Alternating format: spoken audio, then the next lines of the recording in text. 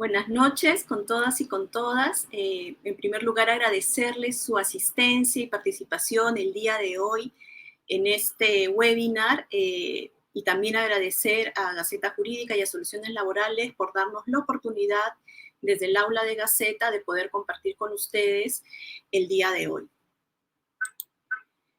Bien, vamos a dar inicio a esta sesión dándole la bienvenida a nuestros panelistas el día de hoy. En esta sesión vamos a poder compartir un tema bastante relevante en la actualidad, que son los desafíos para una adecuada vigilancia, prevención y control del virus SARS-CoV-2 en el trabajo. Para ello nos acompañan hoy día dos destacados docentes de nuestro diplomado de Sistemas de Gestión de Seguridad y Salud del Trabajo, como son la doctora Estela Ospina Salinas y el doctor Juan Carlos Palomino Valdeón. La doctora Estela Ospina es abogada, especialista en seguridad y salud del trabajo, tiene un doctorado en gestión de empresas por la Universidad Nacional Mayor de San Marcos, una maestría en riesgos laborales por la Universidad Politécnica de Madrid y de Derecho del Trabajo y la Seguridad Social por la Universidad San Martín de Porres. Ha laborado en la Comunidad Andina de Naciones, en Salud, en el Instituto Nacional de Salud y es docente de la Pontificia Universidad Católica del Perú de la Facultad de Derecho. Por su parte, el doctor Juan Carlos Palomino Valdeón es médico especialista en salud ocupacional, tiene un máster en ergonomía y en gestión integral de la calidad, medio ambiente y prevención de riesgos laborales. Él tiene una vasta experiencia en la consultoría y asesoría a empresas de diferentes rubros, además experiencia jurídica, docente e investigación. Les agradezco a ambos el que hayan aceptado formar parte de este panel para poder abordar esta temática y compartirla con quienes se están uniendo en esta sesión.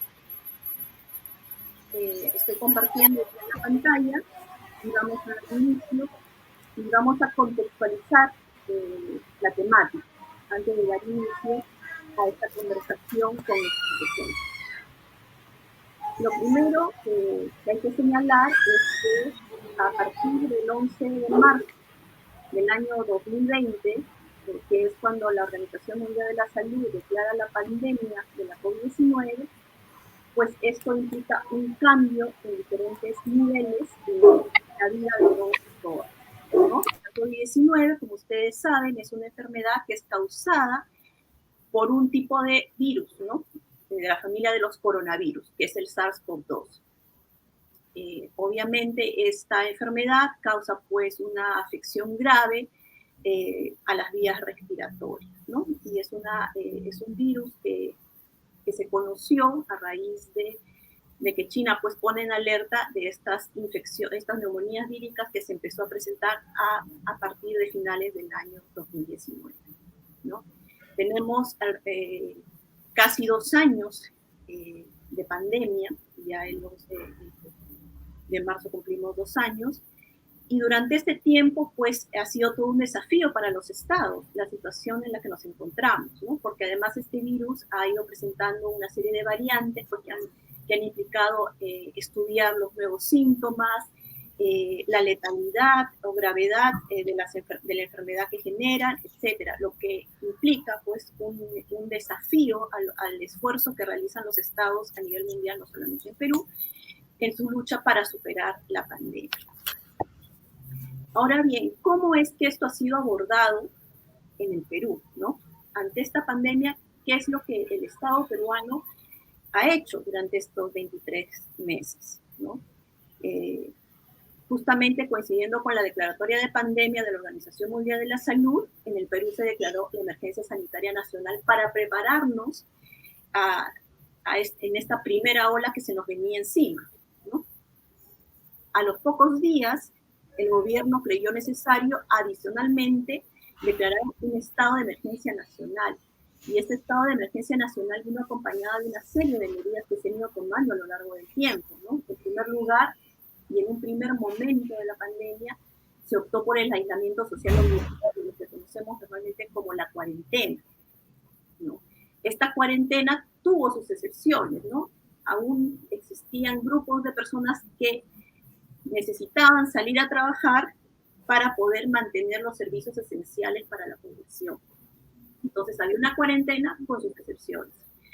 También para aquellas personas que estaban en este aislamiento, pues se ideó una figura, a pesar de que teníamos ya una regulación de teletrabajo, el gobierno creyó necesario crear la figura del trabajo remoto para que de manera muy rápida los puestos de trabajo donde era posible, pues pasaran a desarrollarse desde los lugares de aislamiento. Entonces ahí surge ya no una organización donde la persona labora dentro del centro de trabajo, sino que esto se modifica y tenemos trabajo presencial, con las excepciones dadas por la norma, tenemos trabajo remoto o trabajo mixto, ¿no? Donde trabajo unos días desde casa y otros días debo asistir presencialmente. Se establecieron además otras disposiciones, por ejemplo, se puso en pausa algunas obligaciones para los empleadores en materia de seguridad y salud del trabajo, como el tema de exámenes médicos ocupacionales, etcétera, ¿no? Y todas estas medidas, pues, estaban orientadas a atender esta situación de la pandemia de la COVID-19, ¿no? Que estábamos en ese periodo de tiempo, pues, en la primera ola de contagios. Es recién el 29 de abril que el Ministerio de Salud establece los lineamientos que deben tenerse en cuenta para la prevención del contagio de la COVID-19 en los centros de trabajo. Y a partir de ahí, los diferentes sectores también establecieron sus protocolos sectoriales en atención a la naturaleza propia de diferentes actividades, la actividad minera, la actividad ligada al transporte, la industria, construcción civil, etc. Entonces, cada sector fue elaborando en base a los lineamientos del Ministerio de Salud con sus propios protocolos sectoriales. Esto para atender de alguna manera a las personas que se encontraban en medio de la pandemia realizando un trabajo presencial, pero sobre todo de cara a el inicio de una reactivación económica, ¿no? Posteriormente a esta cuarentena dura que vivimos al inicio del mes de marzo.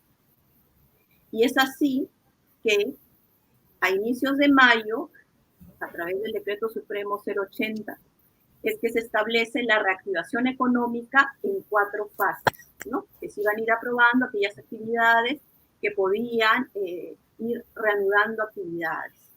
¿Sí? Y eso se ha ido dando a lo largo de lo que restó del 2020 y hasta la actualidad, ¿no? Donde todavía tenemos algunas limitaciones en cuestión de aforos o de algunos tipos de actividades que pueden realizar determinadas actividades.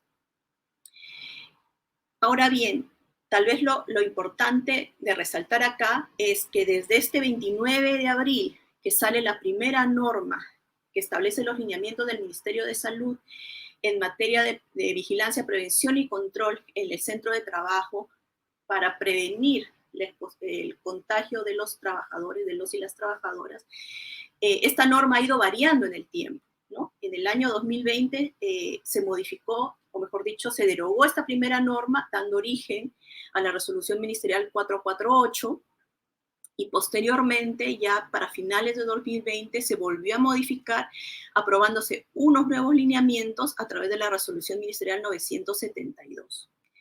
Y esta norma ha perdurado en el tiempo hasta que a finales del año pasado, de 2021, se aprueba una nueva resolución ministerial, la 1275, que cambia de alguna manera algunos aspectos de los lineamientos que deben ser implementados en las empresas y en las entidades públicas, ¿no? Recordemos que a lo largo de estos 23 meses hemos vivido 3 olas de contagios, ¿no? La primera, pues al inicio de esta situación, la segunda en el primer trimestre del año 2021 y actualmente estamos inmersos en una tercera ola. ¿Cómo ha afectado esto al país? ¿No? Lo primero es este cuadro que hemos obtenido del Instituto Nacional de Salud con los casos positivos. Esta información está hasta el 30 de enero y podemos observar de manera gráfica y sin lugar a dudas cómo estamos en esta tercera ola, ¿no? Tenemos que en la primera ola llegamos a un pico de contagios que fue superado por la segunda ola en el pico, pero nada nos hacía presagiar que íbamos a tener el nivel de contagio que hemos alcanzado en el mes de enero que acaba de finalizar, ¿no? Y probablemente esto se explica porque lo que está predominando en este momento es la variante Omicron, ¿no? Que tiene un alto nivel de contagio, y creo que queda claro que es así. En lo que va de la pandemia, tenemos 3.239.543 casos positivos en el Perú, hasta el 30 de enero. Y en cuanto al fallecimiento, pues tenemos también, podemos observar los picos de las olas, y que esto ha significado los fallecimientos de 205.834 personas, ¿no?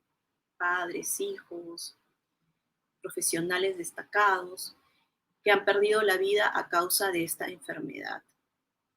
Y obviamente esto tiene un costo a nivel personal, pero también tiene un costo país, ¿no? Porque aunque no tengo yo la data en este momento, pues un grueso de la cantidad de personas que han estado en cuarentena, recuperándose de la enfermedad, y las personas que han fallecido, probablemente el grueso es gente que pertenece a la población económicamente activa, ¿no? Es decir, personas que trabajan. Esta es la situación a la que nos hemos enfrentado y en la que estamos inmersas desde marzo del año 2020. En ese sentido, creo que hemos experimentado una serie de desafíos y los vamos a seguir experimentando. Por ello, nos pareció relevante tener este webinar con dos especialistas, cada uno con una mirada distinta, pero que creo que ambos orientados a poder darnos luces, ¿no? De cómo se ha vivido, cómo se está viviendo y qué debemos esperar en adelante. Entonces, lo que yo voy a hacer en este momento es iniciar esta conversación entre la doctora Estela Ospina y el doctor Juan Carlos Palomino, donde vamos a abordar tres preguntas puntuales, ¿no? que nos van a dar, creo, información bastante relevante. Entonces, vamos a iniciar con ello. Y la primera pregunta que yo quisiera formularles, tomando en cuenta que estamos ya casi 2 años, creo que ya podemos hacer una evaluación de cómo hemos afrontado la pandemia en el marco del centro de trabajo, ¿no? Entonces, me gustaría consultar con ustedes cómo consideran que los actores sociales, entendiendo por actores sociales a los y las trabajadoras, las y los empleadores, las organizaciones representativas de ambos y el Estado, han abordado el impacto del virus en el lugar de trabajo. Voy a darle el uso de la palabra al doctor Juan Carlos Palomino y les pediría que sus respuestas puedan ajustarse a un tiempo entre 5 y 10 minutos. Juan Carlos, adelante. Muchas gracias, Elena. Bueno, muchas gracias a los organizadores de este webinar tan interesante. Y la pregunta que me das es una pregunta muy compleja de responder, porque si nosotros analizamos esta pandemia para el mundo laboral, es como si hubiese habido 3 pandemias o 3 epidemias, vamos a decir, algo más puntual. ¿Por qué me refiero o por qué digo esto? Porque en el centro de trabajo, digamos, las 3 olas que hemos tenido se han manejado de forma completamente diferente. La primera hora seguramente hubo un grupo de empresas que esto lo veían muy lejano, igual que los trabajadores seguramente. Esto lo vieron bastante lejano, no era algo quizás que pensáramos que como país nos iba a afectar.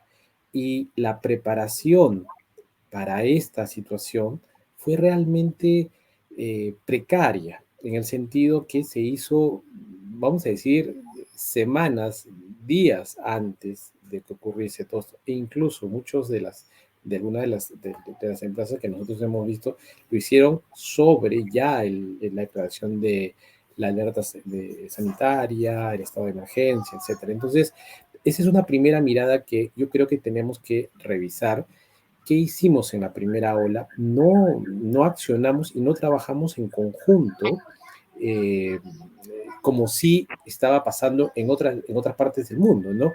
Teníamos noticias que en China, que en Europa, en Estados Unidos, había una serie de situaciones, de condiciones que iban a afectar a todos, incluyendo al área laboral. Sin embargo, no estuvimos a la altura. Tú hiciste una remembranza muy interesante del tema legal y seguro que la doctora nos va a ayudar mucho más en eso, pero las normas que salen con respecto al tema de prevención, recién sale la primera norma de prevención realmente en el centro de trabajo, no sale en marzo. En marzo sale una guía bastante general, bastante superficial, digamos, de qué hacer en el mundo laboral, pero la primera guía, sale en abril. Más allá del contenido de la guía, recién sale en abril la primera guía de qué hacer en el mundo laboral. Entonces, entre 15 de marzo, que nos llega, bueno, realmente una semana antes, que fue el primer caso en el Perú, ¿no? Pero digamos, 15 de marzo y 10 de marzo que se inicia el estado de emergencia, eh, ¿qué se hizo hasta abril en las empresas? Hubo un mes en la cual sí teníamos información de otras partes del mundo, teníamos información de guías internacionales, y lo que se hacía es un poco implementar, mientras que esperábamos esta famosa norma, que salió y efectivamente nos guió para ver, digamos, qué tan efectivo, qué tan buenas podía ser lo que habíamos implementado y ajustar con otras cosas que ellos también en la norma nos indicaban hacer. Esa es una mirada muy interesante de lo que hicimos en la primera ola en las empresas. Y en la primera ola aprendimos que los servicios médicos y los servicios de seguridad, salud en el trabajo de las empresas juegan un rol muy importante en la prevención de enfermedades y accidentes profesionales siempre, pero también de enfermedades comunes, como en este caso. Juegan un rol muy importante, pero lo aprendimos a la mala. Lo aprendimos porque antes lo habíamos visto más como un gasto y en esta primera ola se ve como una inversión, porque definitivamente los servicios de seguridad y salud en el trabajo, por primera vez, tenían reuniones, digámosle así, en las empresas, con las cabezas directivos para ver cómo vamos a funcionar, cómo vamos a implementar la medida de prevención que es de una enfermedad para nada conocida. ¿Ok? Interesante esto, porque antes de eso no pasaba normalmente este efecto. ¿Ok? En la segunda ola, ya con las normativas diferentes, cambiadas, etcétera, y hay quizás un solo comentario, que esto no es un comentario, digamos, para nada de sentido, sino al contrario, es un comentario que creo que es lógico.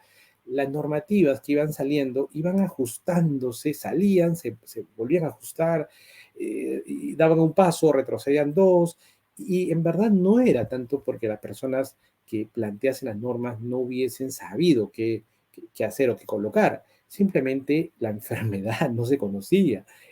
Cada semana salía un paper nuevo acerca de una investigación que nos decía posiblemente el tiempo de vida del virus sea de 3 horas, 6 horas en el aire. Luego dijeron, no, solamente 3 horas, pero en superficie podía durar hasta 36 horas. Entonces iba cambiando tan rápido y claro, las normativas no, no recogían eso a la velocidad que se podía reaccionar. ¿Ok? En ese momento los trabajadores, claro está, con el nerviosismo de algo nuevo que empezó a impactar con la muerte de muchos familiares, muchos amigos, muchos conocidos, también fue una suerte de cómo voy a ir a trabajar, en qué condiciones voy a ir a trabajar. Eso ayudó mucho porque los empleadores, las empresas tuvieron que ajustar protocolos, incluso a pesar de no salir las normas, digamos, oficiales, ajustar muchos protocolos y empezar a operar de esa manera. Claro, inicialmente, como tú bien lo dijiste, los servicios esenciales, ¿no? En la segunda ola, ya habiendo, digamos, de alguna manera conocido cómo fue la primera ola, las normativas, si bien es cierto, nos ayudaron a configurar algo mucho más aterrizado, digamos, a lo que estaba ocurriendo. Sin embargo, en la segunda ola empezamos a darnos cuenta que el mundo laboral no es solamente el formal, hay un gran mundo un gran sector, hoy se habla del 85%, que es informal en Perú. Entonces, si empezamos a ver que estos rubros o servicios que no son los esenciales, pero necesitaban trabajar y tenían que trabajar, y obviamente ahí no había protocolos de prevención, ¿no?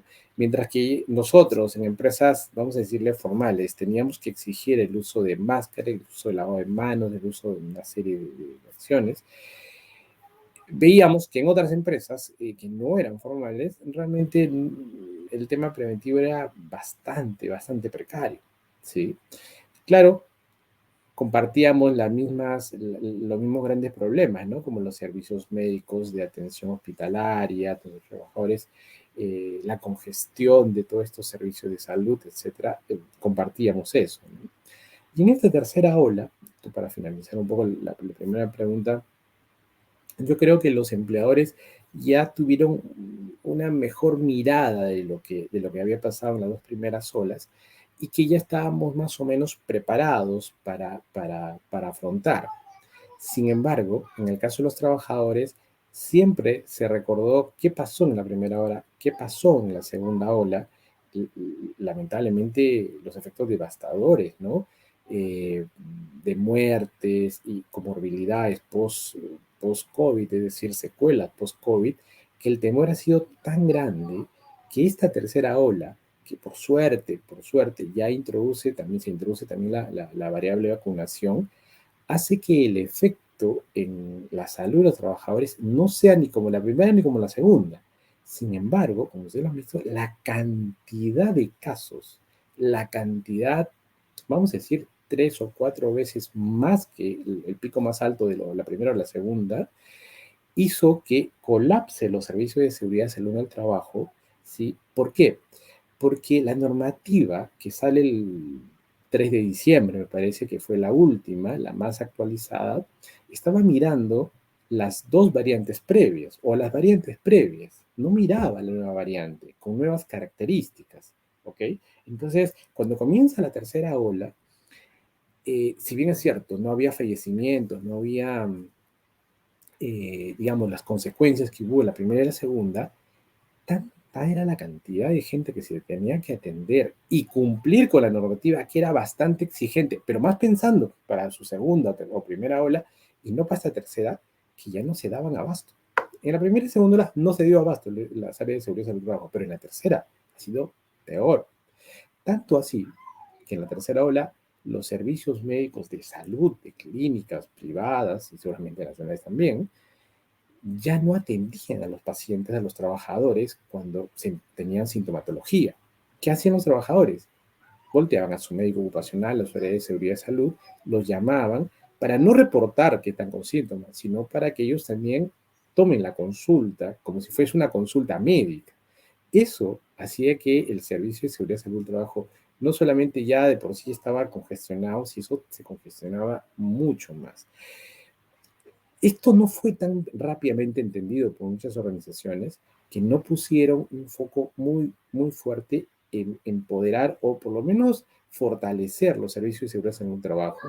Y muchas de estas empresas terminaron bastante congestionadas de cantidad de casos, tanto así, que hoy, que ya pasó, digamos, los 15, 20, 30 días post-COVID de un trabajador, hoy se está tomando contacto con él para preguntarle cómo estuvo, lo cual tuvo que haber sido hecho el primer día, el segundo día de síntomas. Hoy se está haciendo porque, claro, no se tuvo la capacidad. Y eso incluye también el tema de los descansos médicos e incluye las altas médicas en el tiempo. Tanto así que las altas médicas se están dando hoy día, cuando el trabajador posiblemente ya estuvo de alta hace 7, 8, 10 días. No es porque los médicos o el Servicio de Seguridad del Trabajo no llevó el control, simplemente es que había tantos ingresantes que era bien difícil encargarse de los que tenían que salir de alta. Y ustedes se dan cuenta, porque la normativa trata de cambiar las últimas semanas, disminuyendo los días de aislamiento, los días de cuarentena, finalmente cambiando a aislamiento comunitario, a menores días, ¿ok? Y es porque, claro, la normativa, la de diciembre, no estaba pensado para esta tercera ola, ¿no? Entonces, y los trabajadores al tener todavía el recuerdo de lo que pasó en la segunda o primera ola, tenían mucho temor, no solamente por ellos, sino por su familia. ¿Okay? Entonces, se desesperaban al no tener una atención médica, así sea de su seguro o de los servicios médicos, ¿no? Entonces, eh, como vuelvo a decir, son tres tiempos diferentes, con diferentes problemas, que posiblemente las normativas nos han acompañado, pero vuelvo a insistir, el virus, los conocimientos del virus ha sido de un cambio tan rápido, tan vertiginoso, que sí es cierto, las normativas no podrían seguirle el paso, ¿no? Bueno, eso es lo que podría decir con respecto a tu primera pregunta, ¿no? Muchas gracias, Juan Carlos. Estela, tienes el uso de la palabra. Gracias. Ahora sí, ¿me escuchan bien? Ok, muchísimas gracias a Eliana, muchísimas gracias a Miriam, que está detrás de todo esto, muchísimas gracias a Juan Carlos también para compartir un poco intentar hacer un análisis, ¿no?, de lo que estamos pasando como país a partir de las olas de la COVID que estamos viviendo todavía. Tres ideas importantes y luego a entrar a una reflexión mayor. La primera es, yo recuerdo mucho que exactamente en marzo del 2020 consulté con una investigadora del Instituto Nacional de Salud cómo calificaba al SARS-CoV-2. Y ella me definió y usó dos palabras y me dijo, es un virus oscuro. A mí, en lo personal, esa definición me ayudó mucho porque me permitió entender que lo que íbamos a enfrentar de aquí hacia adelante es un periodo de incertidumbre, incluso en el conocimiento científico.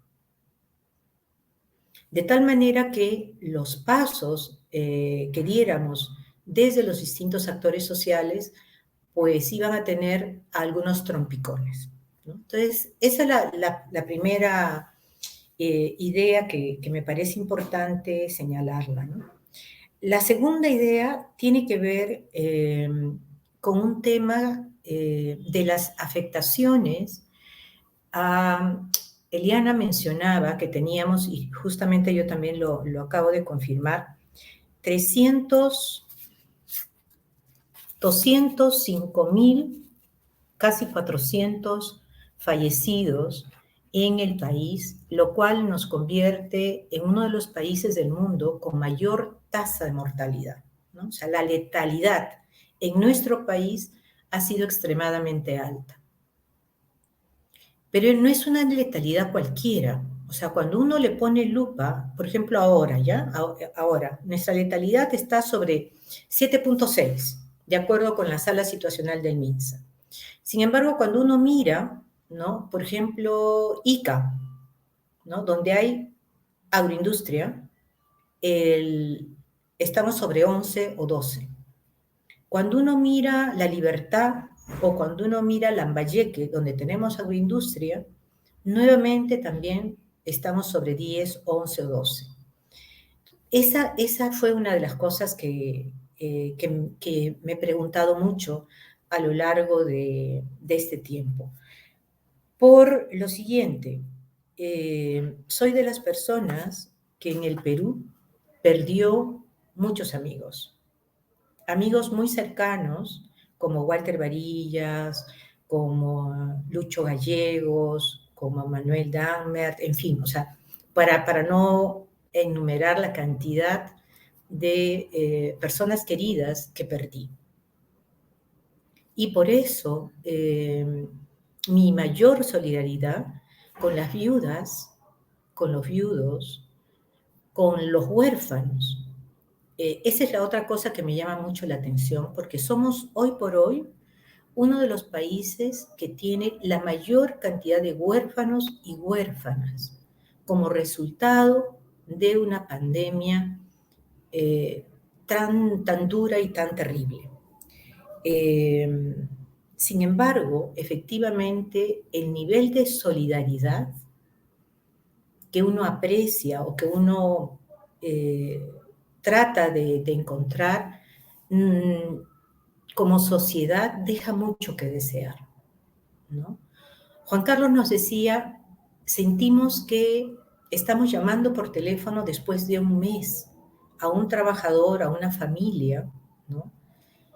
Pero por lo menos lo están intentando, ¿no? Conocemos de casos de trabajadores que la han pasado en UCI, que la han pasado súper mal y que no han recibido una palabra de aliento de la empresa. O incluso de trabajadores que han fallecido y que la empresa desapareció y que la viuda tuvo que ir a buscar, en fin, o sea, situaciones realmente duras en donde uno se pregunta qué pasó con esa solidaridad, qué pasó con esa necesidad de humanidad, ¿no? Que tenemos para con este momento, ¿no? Entonces, ese es el segundo punto que yo quería mencionar y que tiene que ver con un punto tercero, y es el tema del diálogo social, ¿no? De las cosas que a mí me llamaron también muchísimo la atención fue cómo, por razones profesionales, uno conoce qué está pasando en otras partes, ¿no? Qué está pasando aquí, qué está pasando allá, en fin.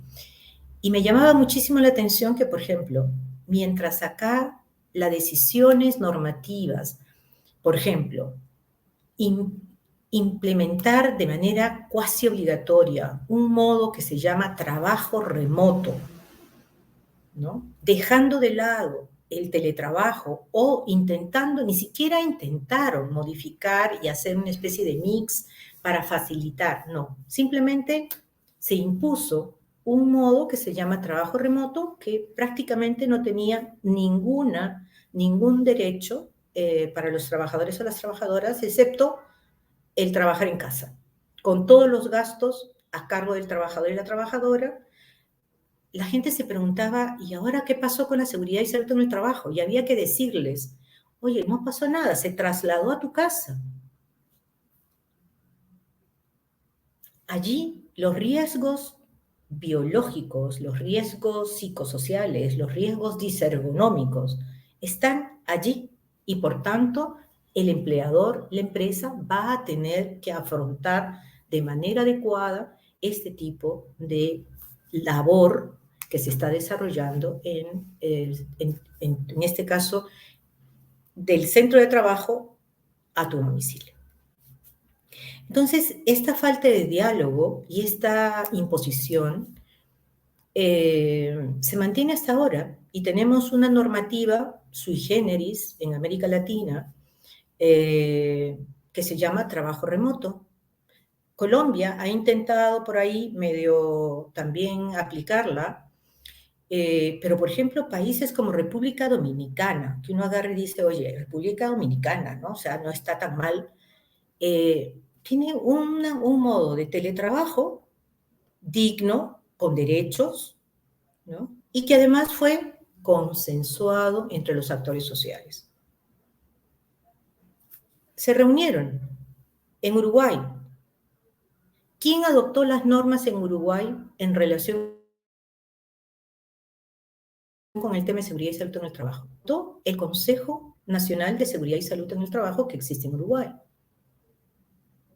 Entonces, yo creo que allí tenemos un problema que es especialmente importante. Entonces, en resumen, en primer lugar, en relación con los empleadores, a mí todavía me ha quedado, porque no he encontrado, he buscado incluso para la conversación de hoy, alguna gráfica distinta, pero me ha quedado una foto. La foto del ministro, cuando estaba de ministro, no sé si ustedes se acuerdan, Javier Palacios, en donde él hace un aviso, informa que el 85% de empresas del país incumplían con las normas de seguridad y salud en el trabajo, específicamente las normas vinculadas a la prevención y al control de la COVID, ¿no? Para mí, esa imagen, ¿no es cierto?, que la tengo todavía, se mantiene. Todavía no he encontrado no sé si de repente Juan Carlos, Eliana, tienen alguna otra imagen que ha mejorado ese estándar de cumplimiento, pero por lo menos le he buscado y no lo he encontrado, ¿no? Entonces, ese es un primer punto. El segundo punto, que retoma un poco lo que hemos comentado, es la afectación tan seria de trabajadores y de trabajadoras en relación a pérdida de empleo, en relación a trabajo precarizado, ¿no es cierto? Y en relación a temas de fallecimientos y de enfermedad.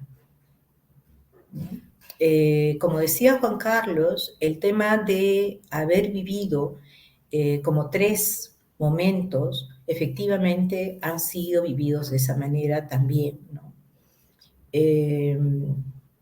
En algunos casos, lo que ha habido son empresas transnacionales que rápidamente se comunicaron y establecieron medidas preventivas de manera muy afortunada. Conocemos experiencias muy exitosas y que pudieron enfrentar la crisis incluso de manera muy positiva. Pero en general la mayoría no, y hay problemas sobre ese particular. Y en relación con el tema del Estado, pues la labor del Ministerio de Salud, que es una labor de vigilancia y control sobre todo el tema de la COVID-19 en todos los ambientes, no es fácil, lo reconocemos. El Ministerio de Trabajo ha cumplido un papel, sin embargo, este rol, ¿no es cierto?, de fomento a la permanencia en el empleo, que era un elemento fundamental, ¿no? Entendemos que no ha sido suficientemente atendido a nivel nacional, ¿no? Entonces se ha perdido mucho empleo, sobre todo formal, se ha perdido empleo de calidad y se está sustituyendo por empleo precarizado. Por lo menos esa ha sido la información que desde el Instituto Nacional de Estadística hemos podido recoger, ¿no? Hay un rol todavía pendiente de SUNAFIL, de evaluación en realidad de cuál fue un poco su actitud. Y lo que sí es importante es reconocer que por lo menos en la primera y en la segunda ola, el Estado y su rol logró que por lo menos no, cuando uno evaluaba la cantidad de sector público fallecido y de pérdida en el sector público aparecían en verde, ¿no? A diferencia de los otros sectores laborales. Sin embargo, en el último periodo, pues ahí es donde el Estado abrió y obligó a cantidad de servidores públicos a laborar, y entiendo ahí que se ha producido una pared también de contagios, no solamente en el sector privado, sino también en el sector público. Bueno, lo dejo allí, creo que tenemos otras cosas que también ir comentando. Muchísimas gracias. Muchas gracias, Estela, Juan Carlos, por sus comentarios que me parecen muy valiosos y que nos llevan a una reflexión, ¿no? Efectivamente, hace poco en Servir se comentaba que mucha gente está regresando al trabajo presencial, pero sin estos criterios objetivos, ¿no? Sino el regresar porque hay que regresar y el regresar porque no se quieren las oficinas vacías, ¿no?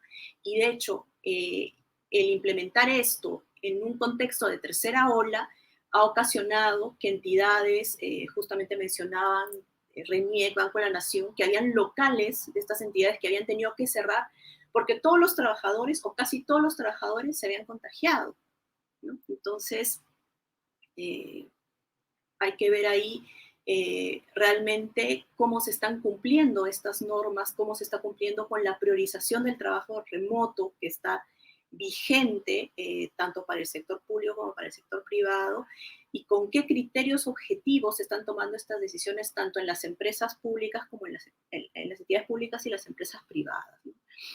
Y bueno, esto nos lleva precisamente, y siguiendo un poco el hilo que mencionaba Juan Carlos, ¿no? De que cada ola ha sido puesto una experiencia, porque ninguna ola ha sido igual a la anterior.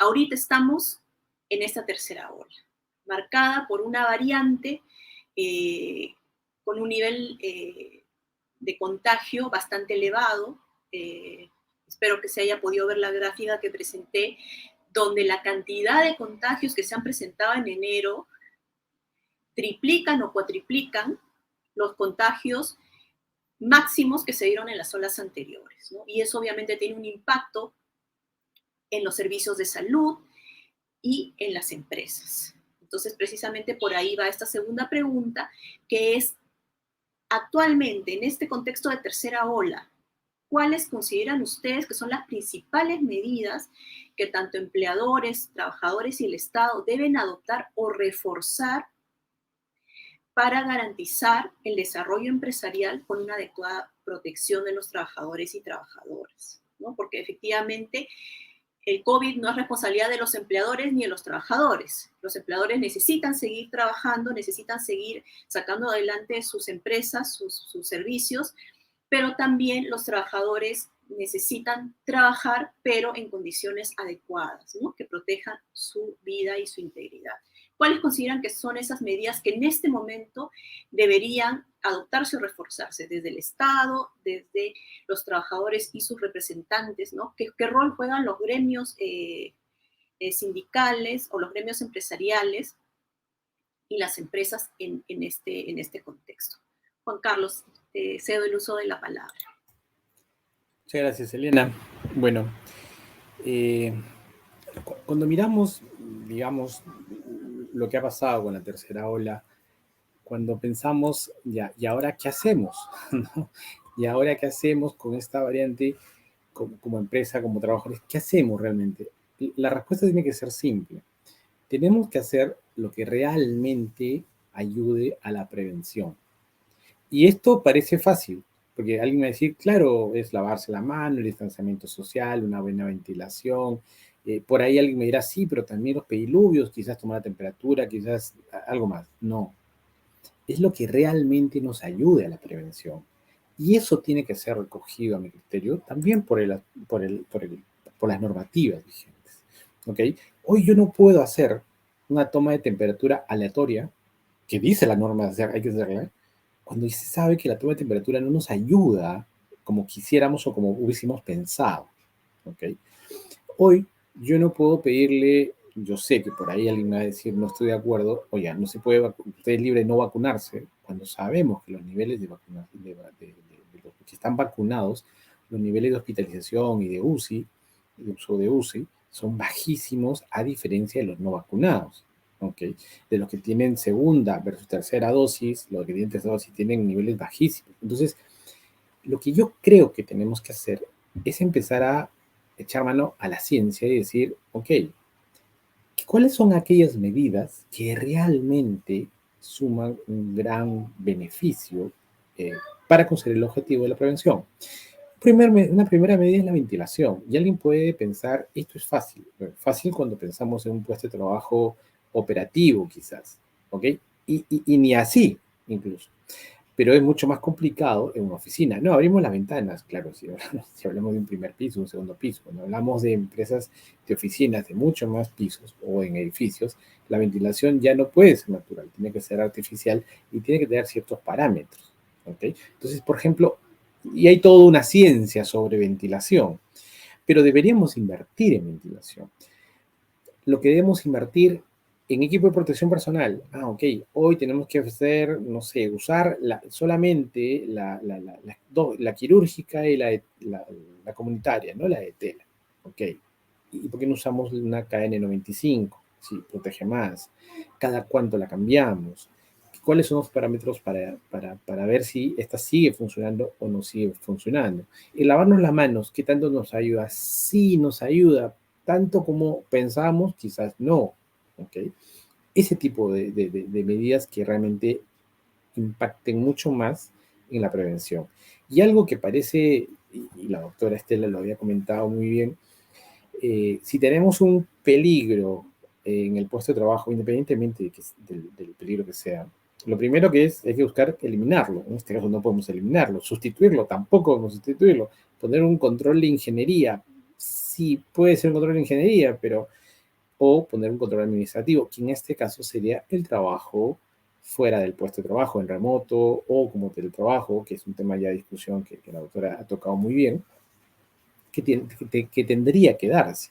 Es decir, hoy las empresas, y no solamente las empresas, los trabajadores, porque recordemos esto, así como hoy día alguien se puede estar quejando porque está trabajando en forma presencial y quisiera estar en el teletrabajo o en el trabajo remoto, hay alguien quejándose que está en el teletrabajo y quisiera estar en en el presencial. O sea, casos voy a encontrar diversos y en ambas direcciones, ¿ok?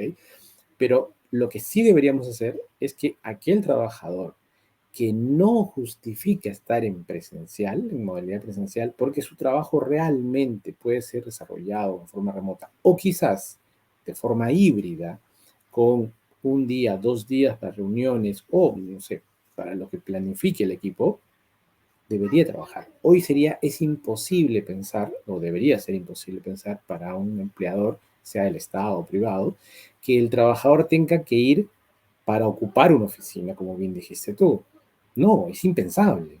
Si el trabajador puede realizar su trabajo de su casa, seguramente mejorando las condiciones, porque efectivamente hay peligros que ahora estamos viendo y seguramente lo vamos a discutir después, el tema de la salud mental, el tema de todas las consecuencias que han habido por el trabajo en remoto, se gestionen simplemente las medidas de prevención, genial, pero si puede trabajar en remoto, tiene que trabajar en remoto.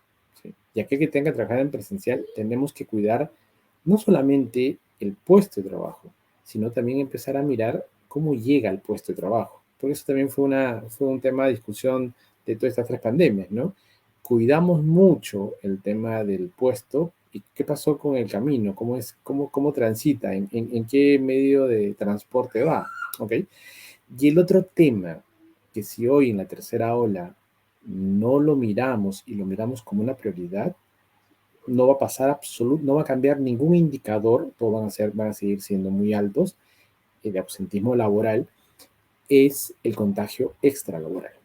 Porque yo puedo exigir al trabajador en empresas formales, vamos a decir, que haya distanciamiento, que use máscara, que haya buena ventilación, pero si el trabajador finalmente, ya sea en la casa, ya sea en una reunión, termina contagiándose porque finalmente él no cumplió lo que justamente se está pidiendo que cumpla, va a ser igual.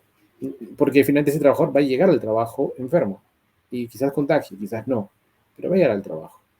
Y de parte del Estado, sí me gustaría, yo entiendo que hay procesos que tienen que seguir, que existen, que hay todo un flujo, me imagino por el mismo hecho de velar por la calidad del proceso que debe de continuarse, pero creo yo que debería hacerse más ágil en seguridad y salud en el trabajo, sin perder el objetivo que es la prevención, pero debe ser más ágil. ¿Por qué? Porque hoy estamos enfrentados a un peligro que no es laboral, pero tenemos que gestionarlo en el aspecto laboral, pero no se mueve a la velocidad que normalmente se mueve un peligro, por ejemplo, como ruido. El ruido yo tengo ya buenos años en la especialidad y el ruido no ha cambiado mucho. Por ahí hay algunos temas que se han modificado, nuevos conocimientos, ¿ok? Pero en 15, 20 años no ha cambiado mucho. El SARS-CoV-2 en 2 años ha cambiado impresionantemente. En estas 2 últimas semanas ha cambiado terriblemente. Entonces, la gestión que tenemos que hacer a este peligro biológico de parte del sistema de gestión de seguridad y salud en trabajo, no estamos hablando solo de COVID, estamos hablando del sistema de gestión de seguridad de trabajo, debería ser más ágil para acomodarse a este nuevo peligro. Que ojo, seguramente lo vamos a conversar, no ha llegado y se va. Ha llegado para quedarse, en diferentes modalidades, diferentes caras, versión, lo que queramos. Pero deberíamos empezar a implementar ese tipo de, no sé si voy a decir se me facilidades o no, pero sí yo creo que debemos buscar esa automatización, entre comillas. ¿Sí? Muchas gracias, Juan Carlos. Estela, tienes el uso de la palabra.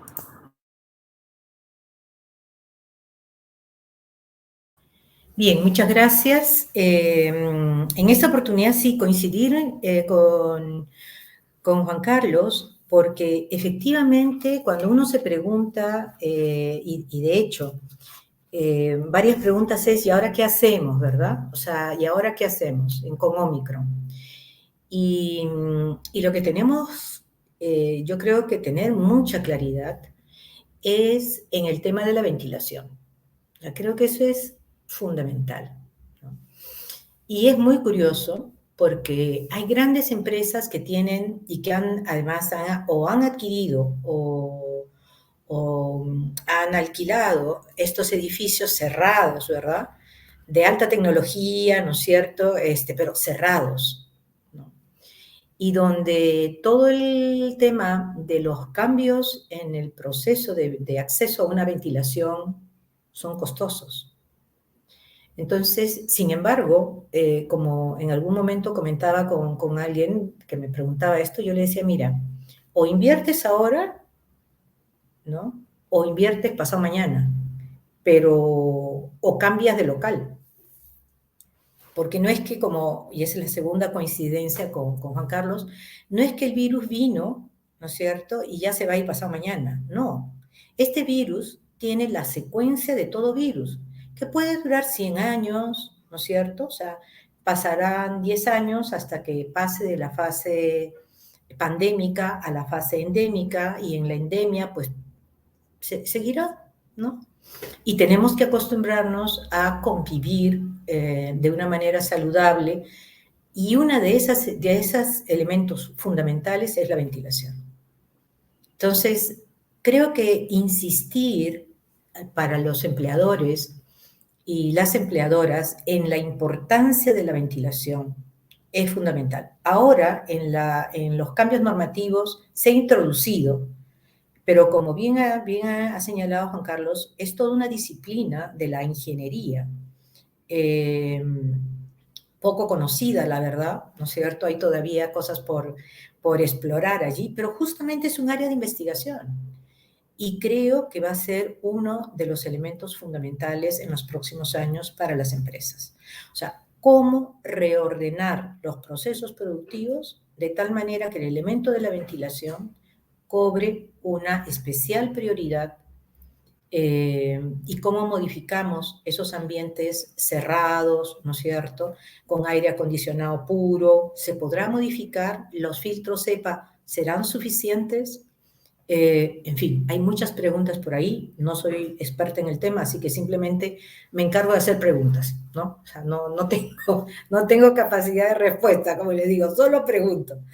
Creo que el segundo elemento tiene que ver con cambios en el proceso productivo.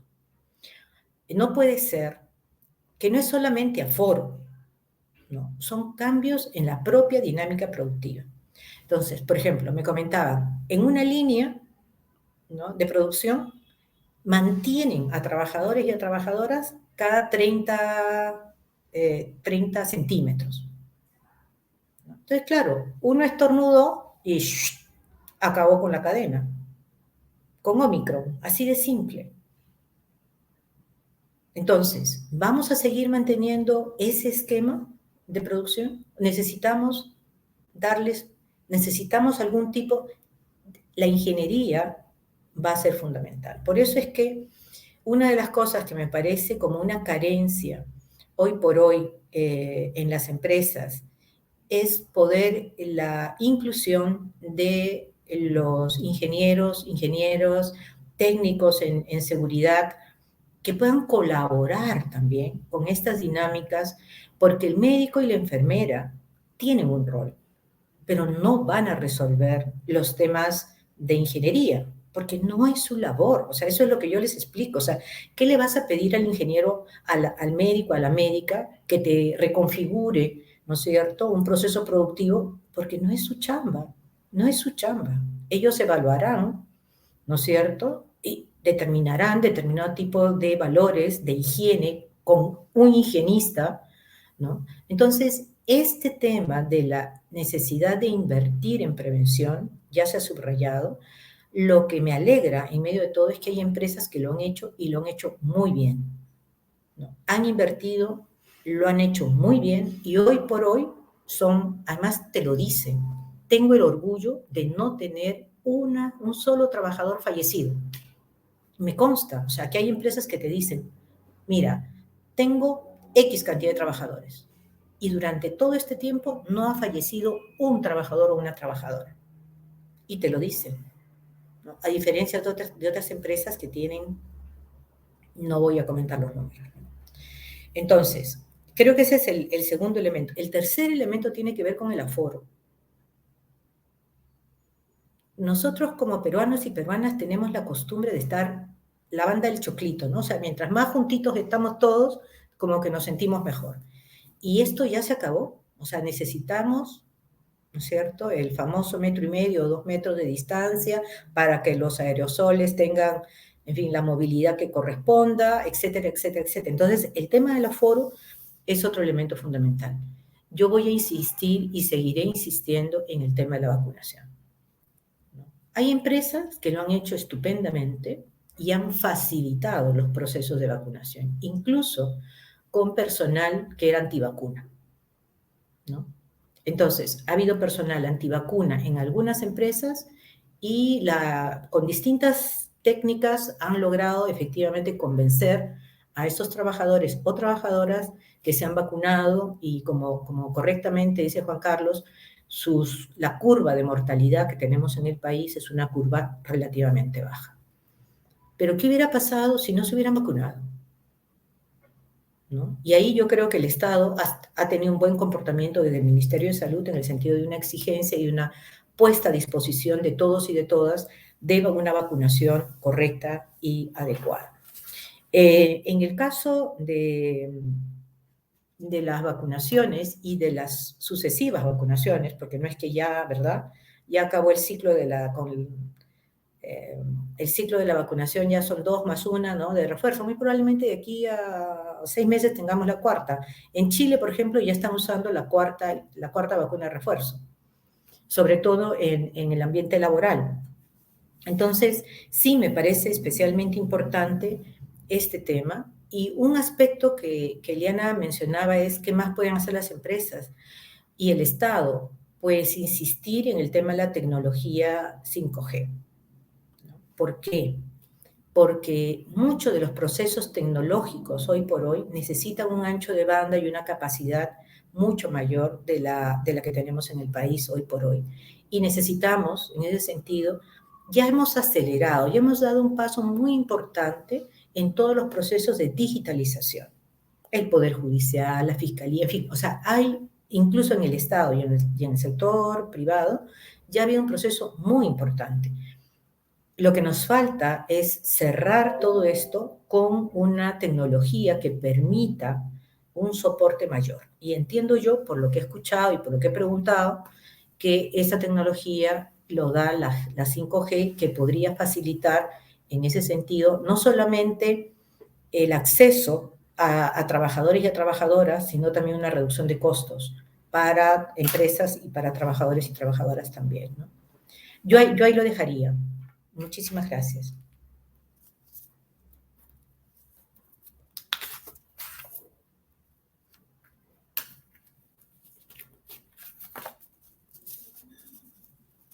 Muchas gracias, Estela. Muy interesante lo que ambos plantean con relación a este tema, ¿no?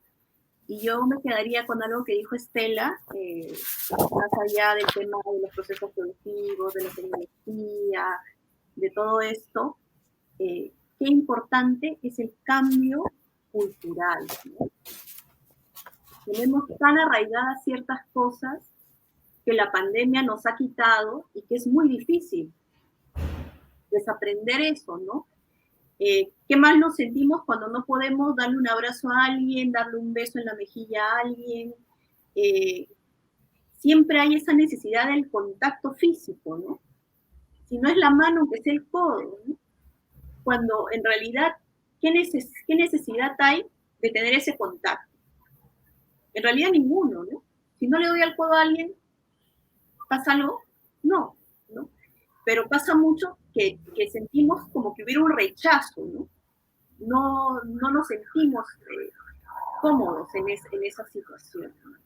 Y eso también creo que lleva que tanto empleadores y trabajadores muchas veces les cueste cumplir con las disposiciones que están dadas desde el Estado y que tienen algún asidero científico, ¿no?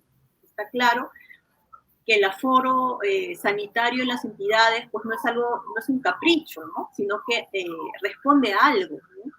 Que el tema de tener un distanciamiento responde a algo, ¿no? Pero qué tan difícil es que las personas respeten ese distanciamiento, ¿no? Muchas veces, tal vez en el lugar de trabajo está previsto un aforo, tenemos un espacio adecuado y tenemos calculado cuántas personas pueden ingresar manteniendo este distanciamiento. Y sin embargo, cuando esas personas van, o incluso en menor cantidad, nos damos cuenta que están juntos, ¿no? Es como si fueran dos imanes que necesitan estar pegados. Entonces, cuán importante no es solamente trabajar de repente en dar a conocer una norma, sino cómo ejercitar ese cambio cultural que tenemos, sobre todo, tal vez no solamente en Perú, sino sobre todo en los países de Latinoamérica, ¿no? De ese contacto, de ese saludo que tiene que tener pues el apretón de manos, el abrazo, el beso, ¿no? Como, porque eso va a ser determinante. Ambos coinciden en el hecho de que esto no es algo que se va a cortar de aquí a un par de meses, sino que es algo que, con lo que vamos a continuar a lo largo del tiempo. Ojalá que cada vez con mucho menor nivel de contagio, con menor letalidad. Creo que yo no soy científica, entonces yo me guío por la esperanza y por el deseo que tengo de que esto sea así. De repente Juan Carlos dirá, está loca, no va a suceder así, pero déjame tener esa esperanza porque creo que si no nos volvemos locos todos. Entonces, justamente tomando en cuenta esto que ambos mencionaban, ¿no? De que el COVID ha venido para quedarse a lo largo del tiempo, que seguirá variando, ¿no? Teníamos el año pasado la variante Delta con unas características, de pronto ahora tenemos esta variante Omicron, no sabemos qué va a pasar mañana o pasado, en los próximos años, y en ese sentido, la última pregunta que yo quiero hacerles para escuchar los comentarios que ustedes tengan a bien hacer, es qué desafíos tenemos de cara a lo que viene a continuación. Ya no en este contexto de la tercera ola, sino una vez que superemos la tercera ola, qué retos tiene tanto el Estado como los empleadores y, ojo, también los trabajadores, ¿no? Porque creo que los trabajadores, aunque no han sido muy mencionados el día de hoy, creo que también los trabajadores y sus organizaciones representativas deberían también tener un rol protagónico en este contexto, ¿no? Entonces, ¿qué desafíos nos esperan de aquí en adelante?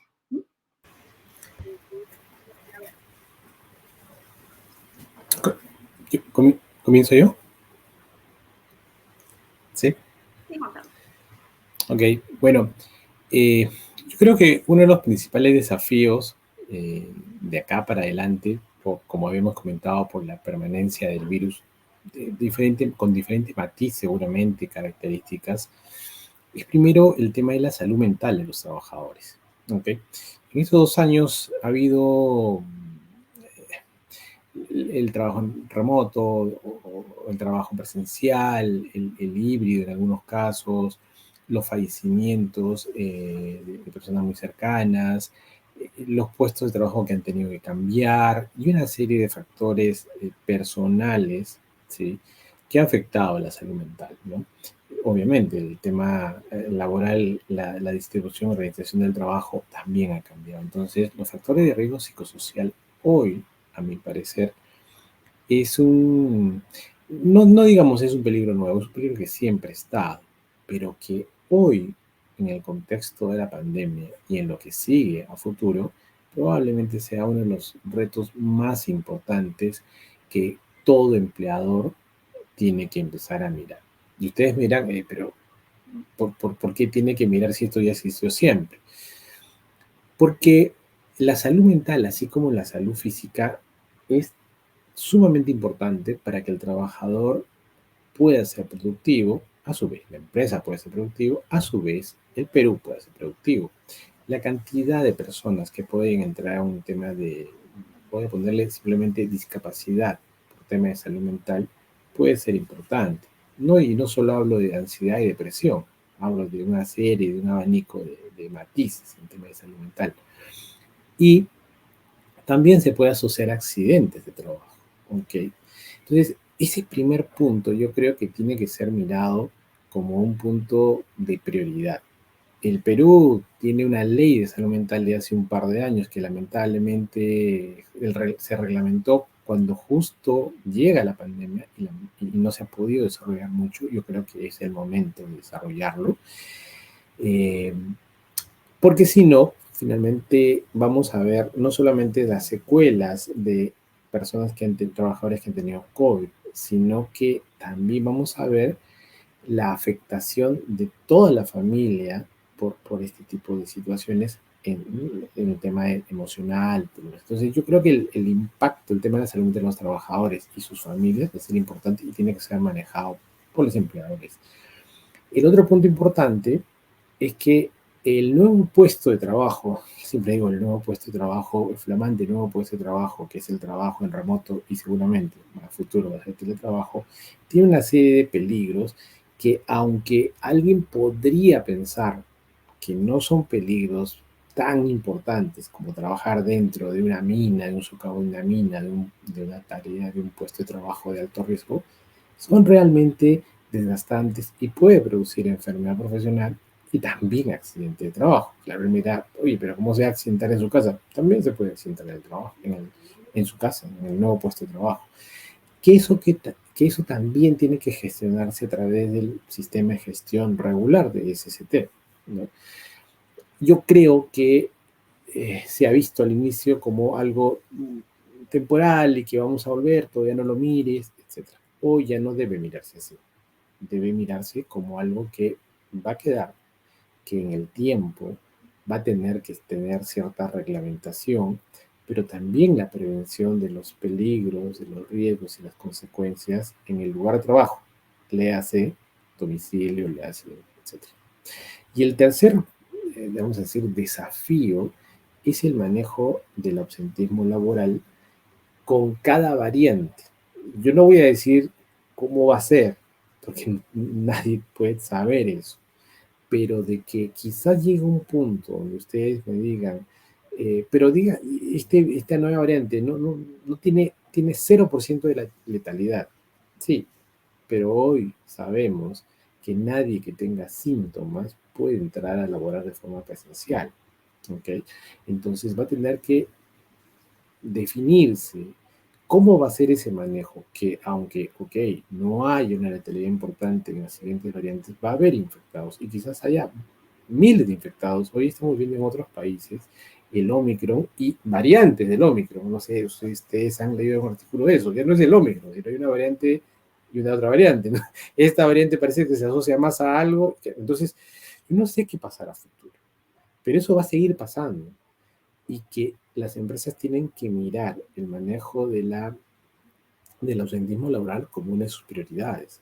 Si yo comienzo a enredar todo esto y decirles, ojo, ese ausentismo laboral por COVID puede ser aumentado por temas de salud mental, por temas de trabajo en remoto, va a oscurecerse más el panorama. Entonces, realmente yo creo que son los tres puntos importantes hacia el futuro. De hecho, que la doctora Estela hizo un comentario de la cultura de seguridad que totalmente cierto, pero creo yo que tiene que haber más allá de una normativa que te diga que hay que fomentar la cultura. Tiene que haber una suerte de compromiso, campaña nacional de fomentar una cultura realmente de prevención. Cuando hemos tenido en 2011 la Ley de Seguridad y Salud del Trabajo, lo que buscaba era fomentar una cultura de prevención. Hoy, en 2020, antes de la pandemia, 2020, no teníamos tanta cultura de prevención. Entonces, yo creo que hoy tenemos que empezar a pensar en que esta cultura debe nacer desde que la persona, que el niño, que comienzan a ir al colegio, a estudiar en su casa, en todos lados, ¿no? Yo es muy difícil, ese cambio de comportamiento es muy difícil, pero es un nivel, digamos, ese aspecto tiene que ser mirado ya como Estado, ¿no? Creo que esos serían mis comentarios con respecto a esta consulta. Muchas gracias, Juan Carlos. Estela. Muchas gracias por la pregunta. Yo creo que yo quiero partir de las experiencias positivas, ¿ok? Así sean el 0.05% de las empresas, pero hay empresas que han demostrado que invertir en prevención les resulta altamente rentable. Entonces, pero de prevención de verdad, ¿no? La prevención no de mandarle al trabajador con su mascarilla ahí y una mascarilla que te va a durar un mes, que me consta que ha pasado, sino adoptar las medidas preventivas en serio y, como decía yo, no tener personal que haya fallecido con COVID, por ejemplo. Ese es un indicador muy importante. En relación también con el tema de los empleadores, pero también de los trabajadores, la OIT ha sacado una campaña que se denomina Recuperación del Empleo centrado en las personas, ¿no? Y cuando coloca el énfasis en las personas, coloca el énfasis desde un enfoque psicosocial, biológico, ¿no? Porque efectivamente este virus, si bien tiene una afectación física, tiene también una afectación en todo el sistema nervioso y además el propio contexto, la propia forma en que la pandemia se viene dando, tiene una afectación muy severa en los temas mentales, ¿no? En ese sentido coincidimos con Juan Carlos, que hay una prioridad que tiene que ver con ese tema de la salud mental, de la evaluación de los riesgos psicosociales, del cuidado, ¿no?, que se tiene que tener sobre la salud integral del trabajador o de la trabajadora, que no es un tema solamente físico, es un tema psíquico y es un tema social también. El segundo punto tiene que ver sobre los trabajadores y quería comentarles una pequeña investigación que hicimos el año pasado con trabajadoras del hogar, aplicando el instrumento que tiene Sensopas, que es Sensopas COPSOC, para tratar de identificar, lo lideró una psicóloga, Liz, y ella, una de las cosas que subrayó como resultado del estudio, y además porque fue una dinámica muy participativa con un sindicato de trabajadoras del hogar, una de las cosas que rescató es que frente a esta situación de aislamiento mayor, el sindicato cumplía un papel de socialización muy importante y que les daba a las trabajadoras del hogar un soporte emocional, un soporte psicológico que aparecía como una, digamos, como una red de apoyo solidario en un contexto especialmente crítico. ¿Por qué lo comento? Porque uno de los elementos que ha sido afectado durante todo este tema de la pandemia ha sido el ejercicio de la libertad sindical. No tengo cuantitativamente la cantidad de dirigentes, hombres y mujeres, sindicales que han sido despedidos por las empresas, pero sí tengo claro que hay dirigentes sindicales, tanto hombres como mujeres, que los han despedido en razón a denunciar condiciones laborales que no tenían correlato con las medidas preventivas propuestas por la normativa. Y en ese sentido, reiterar este elemento que tienen las trabajadoras y los trabajadores, que es su organización sindical, no solamente como un espacio de un derecho humano que tiene esa característica, sino también como un espacio de soporte, ¿no?, de socialización y como un mecanismo también de integración social, ¿no?, que ayuda, que colabora en este contexto de crisis y de afectaciones, ¿no? El último tema sobre el cual quería referirme tiene que ver con el rol del Estado y la importancia del Ministerio de Salud de cada vez más, que creo que ha ido haciéndolo, vincular más la parte normativa con el conocimiento científico y una retroalimentación también adecuada. yo insistiría muy firmemente en la importancia y en la necesidad del diálogo social. Tenemos un Consejo Nacional de Seguridad y Salud en el Trabajo que tiene que funcionar hoy por hoy. Tenemos la necesidad de poder rediscutir el tema del teletrabajo como una herramienta fundamental para que el país tenga un proceso de digitalización acelerado, pero con derechos, donde la gente sienta que su trabajo es valorado. Tenemos además la posibilidad de poder efectivamente llevar adelante este tema de cómo vamos a hacer, Juan Carlos lo ponía como el ausentismo, ¿no? Yo lo pondría como el tema de las secuelas de la COVID, porque no es que uno se contagia, ¿no es cierto? Y automáticamente con los 5 días o con los 10 días, automáticamente ya está bien, ¿no? No, hay secuelas, y secuelas en algunos casos severas, ¿no? Las personas que pasan por UCI, ¿no? No es que puedan reincorporarse a laborar a los 10 días después de salir de UCI. Eso es imposible, ¿no? El ser humano no es una máquina. Y en ese sentido tenemos que tener claridad de que no podemos abandonar a estos trabajadores y a estas trabajadoras.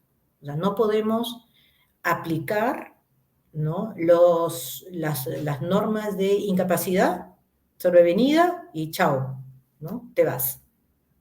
O sea, necesitamos encontrar mecanismos institucionales que permitan que este proceso, como dice la OIT, sea un proceso que permita efectivamente que podamos tener una recuperación económica, una recuperación del empleo, en donde el eje sea la tutela y la protección de la persona que trabaja, de sus derechos, y la construcción de una economía medianamente sólida, pero con derechos para todos y para todas, ¿no? Este tema de los desequilibrios que están siendo tan importantes en el país, y sobre todo que se vea con las afectaciones a la salud, es especialmente crítico, ¿no? Dice mucho de nuestra sociedad, y creo que recuperar una cultura o trabajar una cultura de diálogo, trabajar una cultura preventiva, requiere del esfuerzo de todos y de todas, empleadores, trabajadores, Estado,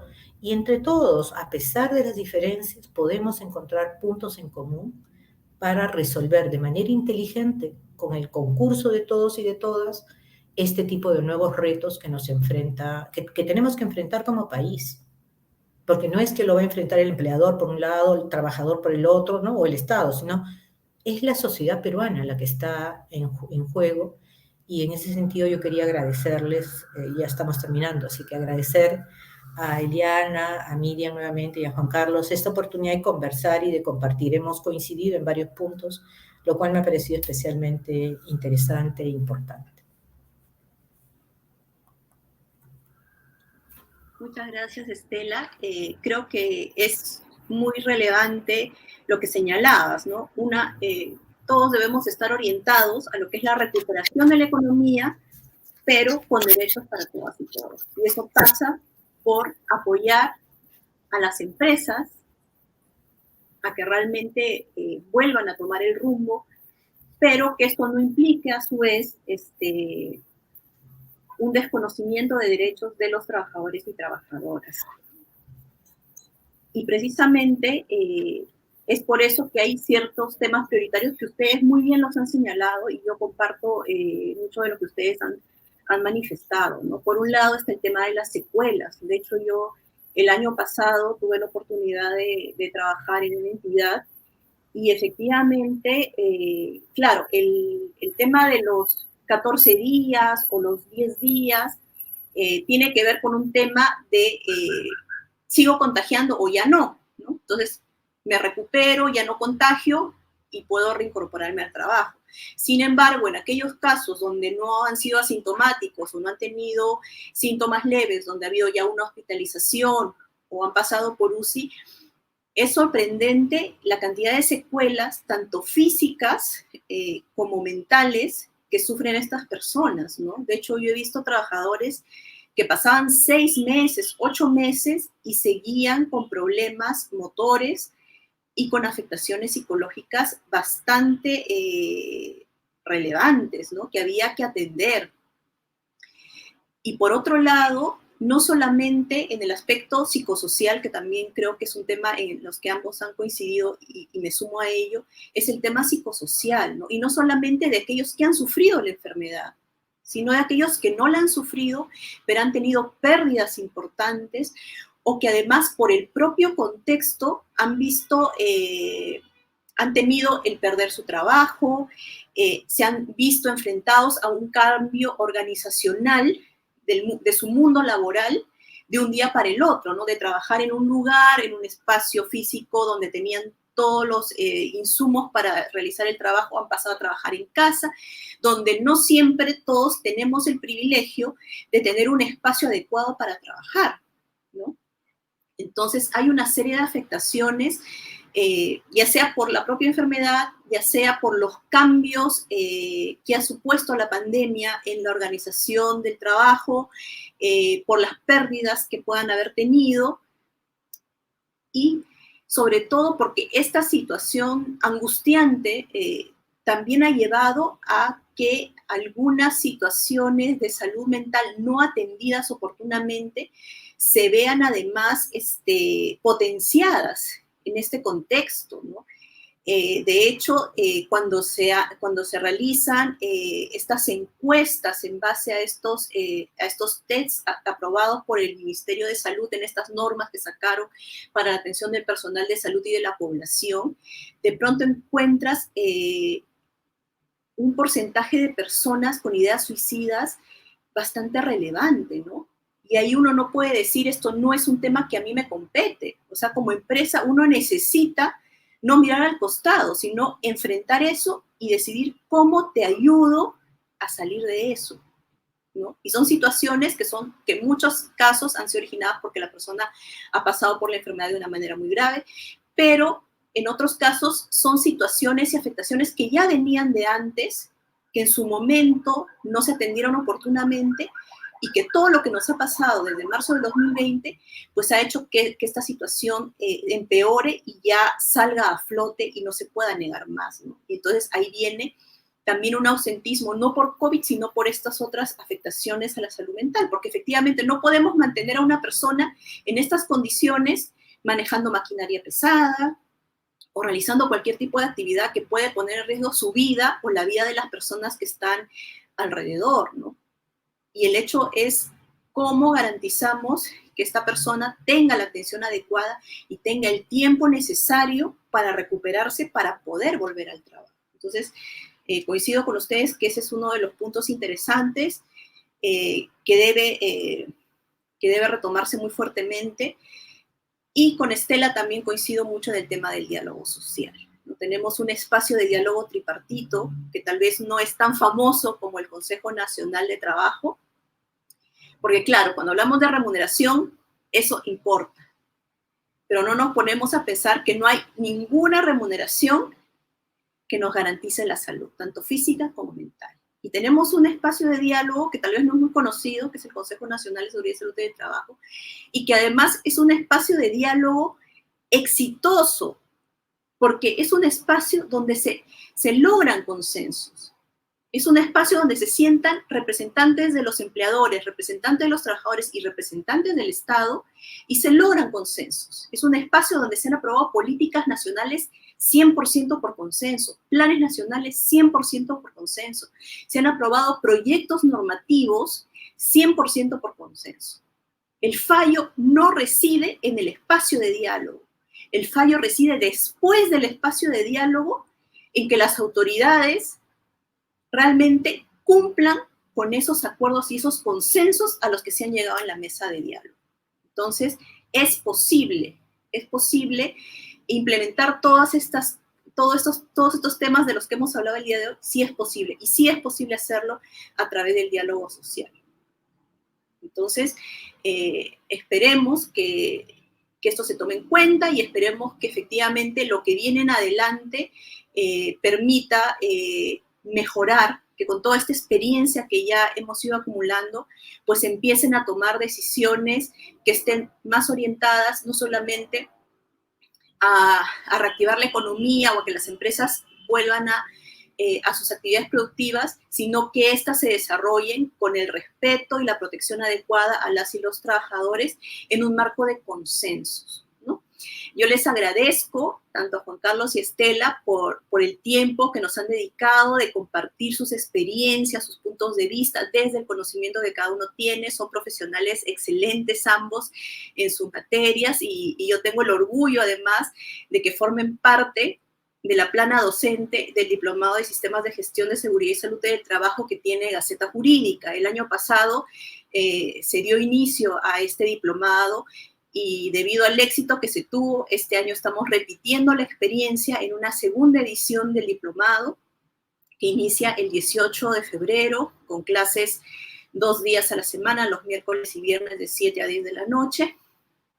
Son 23 sesiones, además es un diplomado que tiene toda la garantía y el respaldo de una universidad, y algo que creo que nos diferencia de manera positiva es que es un diplomado que cuenta con una plana docente multidisciplinaria, ¿no? Abordamos el tema de la seguridad y salud del trabajo desde el ámbito internacional, abordamos el desarrollo del sistema de gestión de seguridad y salud del trabajo, porque aunque la prioridad en este momento o el ojo está puesto en el tema COVID, no por eso en las empresas dejan de existir peligros y riesgos propios de la actividad laboral. Entonces, hay que seguir insistiendo en una adecuada gestión de la seguridad y salud del trabajo de manera integral, a la cual se acopla el tema COVID. Tenemos, obviamente, un módulo dedicado a esta temática coyuntural de la COVID-19.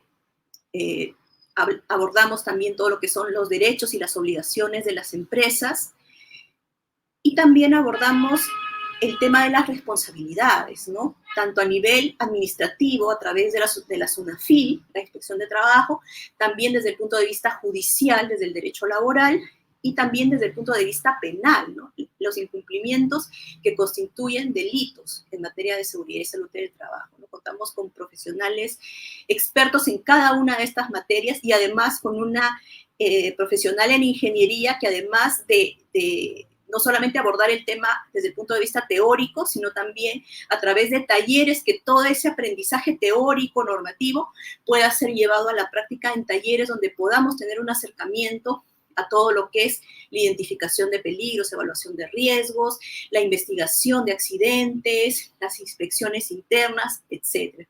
Entonces, los invito a todos y todas, si les interesan los temas de seguridad y salud del trabajo, que puedan echarle una mirada a esta propuesta de diplomado, y si es así, pues para nosotros será un gusto reencontrarnos en la sede. Por mi parte, eso sería todo. Nuevamente agradecer a Juan Carlos Estela y un agradecimiento final y especial a Miriam Ñoco, que además siempre está a cargo de toda la logística, de la organización de este tipo de actividades, y que además en el diplomado es una persona que está siempre de la mano de los alumnos, atendiendo no solamente los aspectos administrativos, sino sobre todo los aspectos humanos, ¿no? El año pasado tuvimos alumnos que se infectaron con la COVID, tuvimos alumnos que perdieron familia, y no solamente estaba ahí para exigir que asista, ¿no? Sino para también comprender esas situaciones, abrir posibilidades, animar a las personas a seguir adelante, y creo que eso es algo que es que no tiene un precio, ¿no? Creo que esa calidad humana con la que ella trata a los alumnos y también a nosotros los docentes, pues es aún. Así que yo me siento muy feliz de contar con ella desde el aula de Gaceta Laboral. Muchas gracias a todos y todas. Por favor, sigámonos cuidando. Cambiemos la cultura que tenemos y respetemos, aprendamos a respetar y a convivir con nuevas reglas de socialización. Eso es muy importante. Muchas gracias. Estuve viendo las preguntas, pero en realidad habían más comentarios más que preguntas, ¿no? No sé si ustedes han identificado alguna pregunta que pudieran responder. ¿No? Hay unas preguntas sobre el tema de ventilación, pero creo que esas preguntas deberían ser sobre todo abordadas por un ingeniero, ¿no? Sí, justo ese era el comentario. Igual, que más allá de comentar que es importante... Sí, Estelita. Sí, no, creo que las preguntas han ido más por el lado de, bueno, más, como tú dices, Eli, han sido más comentarios que entiendo han sido positivos y agradecemos ese reconocimiento que han hecho de la utilidad que les hayamos podido dar a partir de la conversación.